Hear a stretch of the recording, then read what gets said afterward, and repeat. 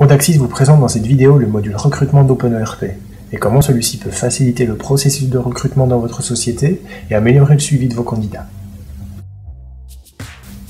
Avec OpenERP, vous n'aurez plus à encoder de candidatures dans le système. Elles seront automatiquement créées lors de la réception d'un email sur votre adresse réservée à cet effet, par exemple job@votresociété.com.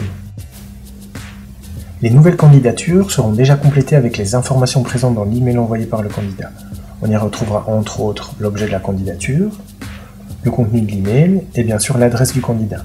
Quant au CV qui se trouve en pièce jointe, on le retrouvera bien sûr dans la candidature. En plus, grâce au module de gestion documentaire d'OpenERP, son contenu sera automatiquement indexé, ce qui vous permettra de vous constituer sans aucun effort une base de données de CV à travers laquelle vous pourrez effectuer des recherches en fonction des profils dont vous avez besoin. Dès qu'une candidature est créée dans l'application, un premier screening peut être effectué en fonction de la pertinence de la candidature reçue.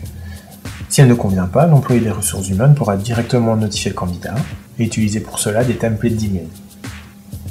Il pourra ensuite refuser la candidature afin que celle-ci disparaisse du processus de recrutement. Si au contraire la première qualification est positive, le candidat pourra avancer dans le processus de recrutement. On pourra depuis cette vue modifier l'étape simplement par drag and drop. Ces étapes sont bien entendu facilement paramétrables en fonction de votre processus de recrutement. On pourra également, si on le souhaite, effectuer un classement couleur et évaluer les candidatures. On a donc placé notre candidat sur l'étape premier entretien. Donc l'employé des ressources humaines peut donc planifier cet entretien entre le candidat et le manager. On choisit dans le calendrier la date à laquelle doit avoir lieu cet entretien. On définira ensuite une plage horaire et on définira le manager comme étant responsable de cet entretien afin qu'il apparaisse dans son calendrier. On va également ajouter le candidat comme participant à la réunion.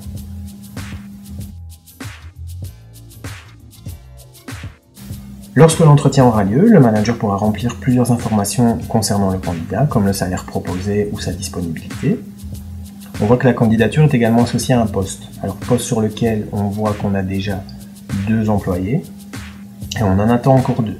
On a donc défini le poste comme étant en recrutement afin de pouvoir y associer des candidats. On voit également qu'on a associé un formulaire d'entretien à ce poste.